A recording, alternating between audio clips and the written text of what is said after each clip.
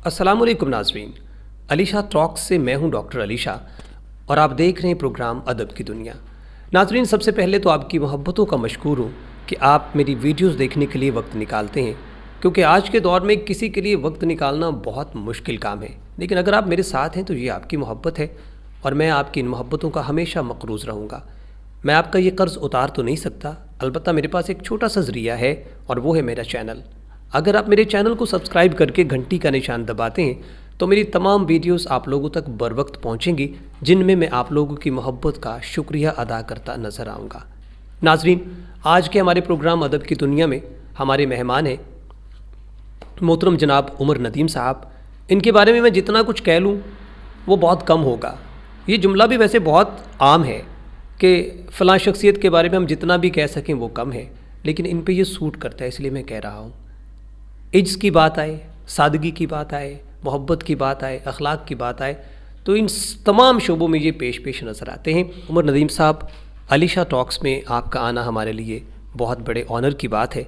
आप हमारे साथ हैं, ये आपकी मोहब्बत है। सबसे पहले तो मैं ये पूछना चाहूँगा, चूँकि प्रोग्राम अदब की दुनिया है तो मेरे जहन में अक्सर एक सवाल आता है कि दुनिया का कोई भी लिटरेचर, इंग्लिश में हम लिटरेचर कहेंगे, उर्दू में हम अदब कहेंगे, उर्दू अदब हो, इंग्लिश अदब हो, पंजाबी अदब हो या कोई भी, इसको हम अदब क्यों कहते हैं?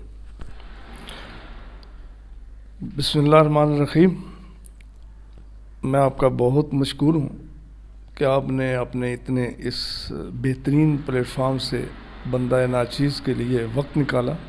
आपने जो सवाल किया है बहुत बेहतरीन सवाल है। चूँकि हम बेसिकली मुसलमान हैं, मुसलमान कौम जो है ये अदब, अपने बड़ों के मशाहिर के अदब को मलहूज़ रखती है हमेशा। सही। तो चूँकि लिटरेचर भी जो मशाहिर अपने ज़माने में बेहतरीन काम करके जा चुके होते हैं, आने वाली नस्लें जो हैं, आने वाली जो पीढ़ी है उनको पढ़ती है, उनको मीनारे नूर की तरह, उनको रोशनी की तरह, राह हदायत की तरह लेती है। तो वो अपने मशाहिर का अदब और एहतराम रखती है, दिल में रखती है, और उसी पे, उस रोशनी पे, उस डगर पे चल के वो अपनी आने वाले अपने जो मुस्तकबिल है उसको, उसकी दीवारों को इस्तवार करती है। अगर हम इज्ज़ और सादगी की बात करें तो आपके बारे में बड़ा मशहूर है कि आप बड़े सादा से बंदे हैं। तहकीक की बात करें तो उसमें भी आप सबसे आगे हैं। शायरी की बात करें तो उसमें भी कमाल करते हैं। और ये सब कुछ किस उम्र में शुरू हुआ और कैसे हुआ? बचपन में मैं जब 7वीं जमात में पढ़ता था, इस्लामाबाद में पढ़ता था, तो वहाँ पे एक हादसाती तौर पे मैंने रेडियो पाकिस्तान इस्लामाबाद ज्वाइन कर लिया था। किसी प्रोग्राम में गया था तो जो खलील अंसारी साहब थे प्रोड्यूसर, उन्होंने मुझसे ख्वाहिश ज़ाहिर की कि आप ये प्रोग्राम जो है ये मुस्तकिल तौर पर प्रोग्राम करें। बच्चों का प्रोग्राम था, गहवारा उसका नाम था। तो मैं तो हैरान रह गया कि मैं चूँकि गांव से गया था, उर्दू की वो लैंग्वेज भी नहीं थी, साफ़ नहीं थी, तो इतनी वोकैबुलरी भी नहीं थी, लेकिन उनकी हल्ला शेरी पे, उनके हौसला अफजाई पे मैंने रेडियो पाकिस्तान इस्लामाबाद ज्वाइन कर लिया। बच्चों का प्रोग्राम था, स्क्रिप्ट था लिखा होता, तो उन्होंने कहा कि ये स्क्रिप्ट पढ़ो। मैंने पढ़ना शुरू किया, तो चूँकि मुझे वो आइडिया नहीं था कि रेडियो पे किस तरह अनाउंसर पढ़ा करते हैं, तो मैंने वो इमला जिस तरह सादा पढ़ते हैं इस तरह पढ़ ली। तो बहरहाल उनकी रहनुमाई से मैं तकरीबन 1 साल के बाद ऐसा हो गया कि मैं उसका स्क्रिप्ट राइटर भी मैं था, उसको प्रोड्यूस भी मैं करता था, वो घर बैठे थे, और उसका अनाउंसर भी मैं था। तो वो प्रोग्राम बहुत मशहूर गया। फिर उसका नाम चेंज करके अगली सिमाही में बच्चों की दुनिया रख दिया गया। तो वहीं से वहाँ पे बड़े बड़े अच्छे अनाउंसर थे, सरैया शाहब थी, उसके बाद अपने वो मापारा सफदर थी, सफदर अली हमदानी थे, मुस्तर अकबर आबादी थे, ज़फ़र अकबर आबादी थे। अच्छा, उसके बाद वहाँ पे बहुत अज़हर लोधी साहब थे उधर, عبدالسلام صاحب تھے، انور حزیں تھے، یہ سب نام جو اس دور کے ہیں سب جانتے ہیں، شفیع نقی جامی تھے، ٹھیک ہے، اہلیہ حیدر تھیں، یہ سب پھر بی بی سی میں اور وائس آف امریکہ، خالد حمید بہت بعد میں آئے تھے، ٹھیک ہے. تو یہ سب لوگ ادھر تھے. بیسیکلی جو ادھر اناؤنسر ریڈیو پاکستان میں اناؤنسر ہوتے تھے وہ بنیادی طور پر اردو ادب کی بھی ایک اس میں محنت کر رہے ہوتے تھے. ان کی کتابیں تھیں اکثر کی، اور جو لفظ وہاں پہ بولے جاتے تھے نپے تلے، اور ان کا تلفظ بہت صحیح اور بڑا سلجھا ہوا ہوتا تھا. تو بس اسی ماحول میں چونکہ مشترک برآبادی جو تھے ریڈیو پاکستان میں پروڈیوسر بھی تھے، اور وہ بچوں کے آپ کا بھائی جان کے نام سے وہ بچوں کا جو صفحہ تھا روزنامہ جنگ میں وہ بھی چلاتے تھے پنڈی میں. صحیح. شاعری کب سے شروع کی؟ میں نے شاعری ادھر ریڈیو پاکستان پہ ہی، بس میرے اندر کا جو نوجوان تھا وہ پھڑکا تھا. تو میں نے پہلی دفعہ روزنامہ جنگ میں مظہر الاسلام صاحب تھے، تو وہ بھی کبھی کبھی پروگرام کرنے کے لیے کسی میں بطور مہمان تشریف لاتے تھے ریڈیو پاکستان اسلام آباد میں. تو مظہر الاسلام صاحب جو تھے وہ روزنامہ جنگ راولپنڈی میں ادبی صفحے کے انچارج تھے. تو ان سے ملاقات ہوئی، تو وہ ملاقات ماشاءاللہ بہت اچھی ثابت رہی. تو میں انہوں نے مجھے پورا اختیار دے دیا تھا بعد میں کہ یہ پرچہ جو ہے یہ آپ نے آپ نے اس کو سلیکٹ کرنا ہے کہ کون سی غزل اس میں شامل کرنی ہے، کون سا افسانہ، کون سا انشائیہ اور کیا خبر اس میں شامل کرنی ہے. میں ان کو ایک ترتیب بنا کے دیتا تھا، وہ اوکے کرتے تھے، وہ پرنٹ جاتا تھا ہر سوموار کے دن. وہ تو اسی سے میں نے وہ لکھنے کا آغاز کر دیا، چھوٹی چھوٹی نظموں سے، چھوٹے چھوٹے اشعار سے. اتنے لوگوں کے ساتھ رہے، ڈھیر ساری شخصیات کے آپ نے نام لیے، شاعری کی دنیا میں کن کن لوگوں کے ساتھ آپ کا اٹھنا بیٹھنا رہا؟ اسلام آباد میں تو پروفیسر فتح محمد ملک صاحب، منشا یاد صاحب، پروفیسر فدا حسین فدا صاحب وہاں پہ بہت اچھے لکھاری تھے. ریڈیو پہ ایک پروگرام ہوا تھا، اس میں نوجوانوں کے لیے انہوں نے ایک مصرع دیا تھا، گیس ہوئے تابدار کو اور بھی تابدار کر. تو اس پہ میں نے 5 شعر لکھے تھے. میرے ہوش لوٹ لے مجھے بے اختیار کر. تو آگے جو لکھے تھے تو وہ اللہ کے فضل سے میں فرسٹ آ گیا تھا. پر وہیں سے میرا شوق جو ہے نا وہ ایسا ایسا پروان چڑھا، اور ان لوگوں کے سن کے انشائیے افسانے، تو پھر میں متوجہ ہو گیا افسانوں کی طرف. میں نے پہلا افسانہ قیدی لکھا تھا، بہت خوبصورت، اس کو بڑی پذیرائی ملی تھی. پھر زود پشیماں لکھا تھا. پھر میں نے یہ افسانے جو ہیں یہ وطن دوست جو باجی بشرا رحمان کا لاہور سے چھپتا تھا ان کو بھیجنا شروع کر دیے. ٹھیک ہے، انہوں نے میری بہت حوصلہ افزائی کی. باجی بشرا رحمان جو بہت مشہور رائٹر ہیں، ان کے بہت سارے ناول ہیں، چادر چاندنی چار دیواری بھی لکھتی ہیں کالم. اور میں ان سے اپنی زندگی میں بہت متاثر ہوا ہوں. میں ان کو نوجوانی کے دور سے ہی میں ان کو اپنی باجی تسلیم کرتا ہوں، اور ان کی لکھی ہوئی ہر تحریر کو پڑھتا ہوں. وہ اس دور کی ماشاءاللہ صوفی ہیں، تو مجھے بہت خوشی ہوتی ہے ان سے ملاقات کر کے، ان سے بات کر کے، اور ان کی تحریروں کو پڑھ کے. صحیح. ضلع منڈی بہاؤالدین آپ کا چونکہ مستقل ضلع ہے، تو آپ تھوڑا سا بتائیں گے کہ ضلع منڈی بہاؤالدین کے کون سے ایریا میں آپ رہتے ہیں؟ میں یہ بتانے سے پہلے کہ میں کہاں رہتا ہوں اور کیا لکھتا ہوں، تھوڑا سا ضمناً بات کروں گا کہ اسلام آباد سے میں کراچی شفٹ ہو گیا تھا. صحیح. وہاں پہ بہت اردو ادب کے بہت اعلیٰ قسم کے بڑے نامور، جان ایلیا، رئیس امروئی صاحب، ٹھیک ہے، وہاں پہ حشر صاحب، اچھا وہاں پہ شاہد صاحب،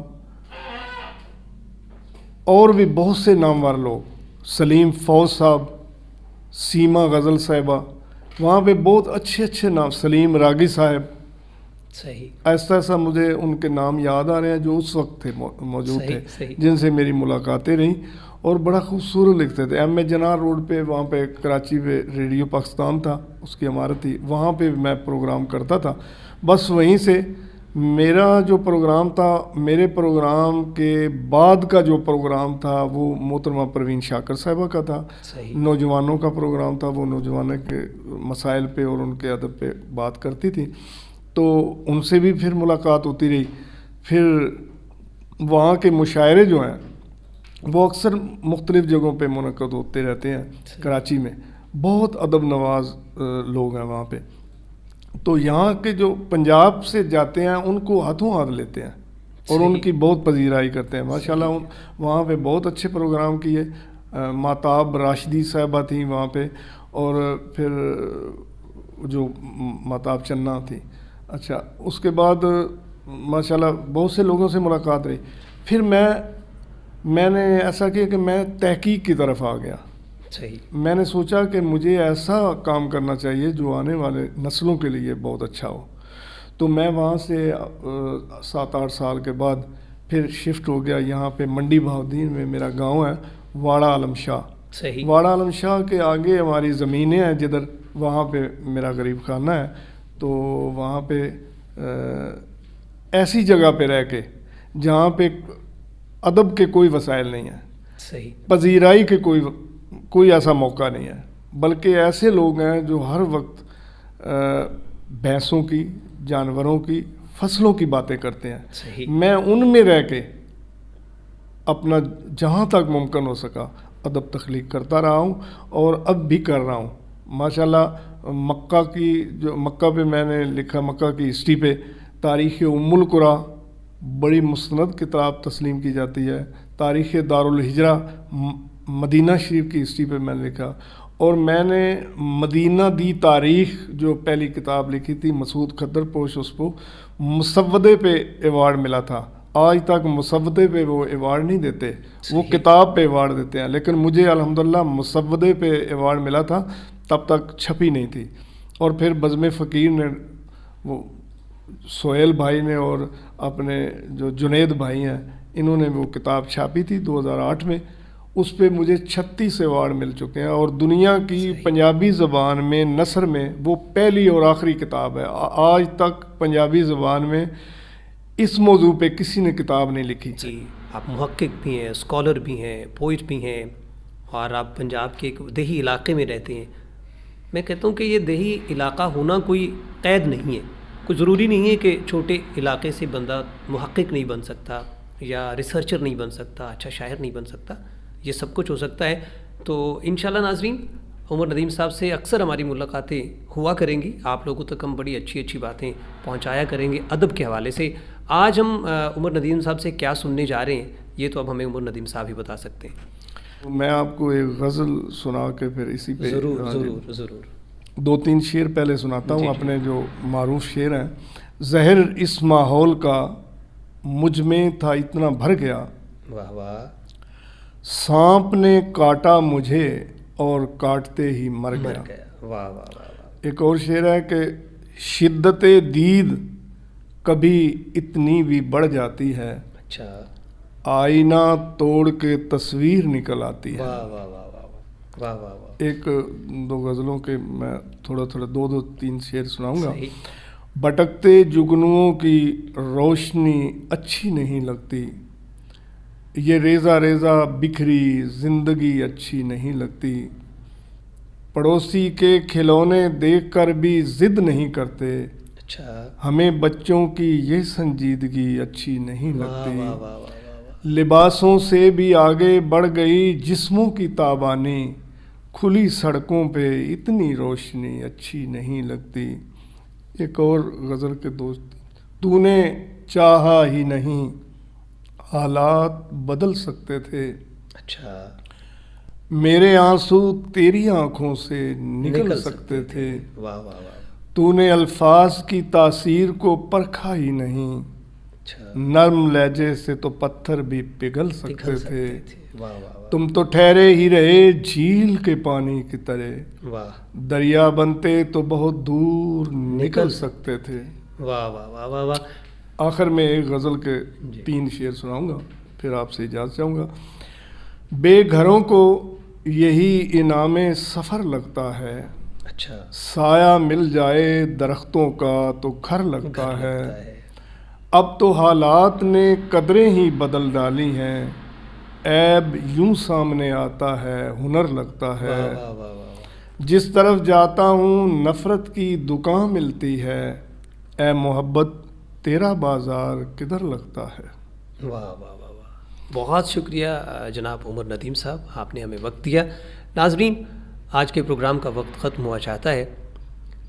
دوسرے پروگرام میں آپ سے ملاقات ہوگی ایک نئے مہمان کے ساتھ۔ تب تک کے لیے علیشہ ٹاک سے ڈاکٹر علیشہ کو اجازت دیجیے۔ اللہ حافظ۔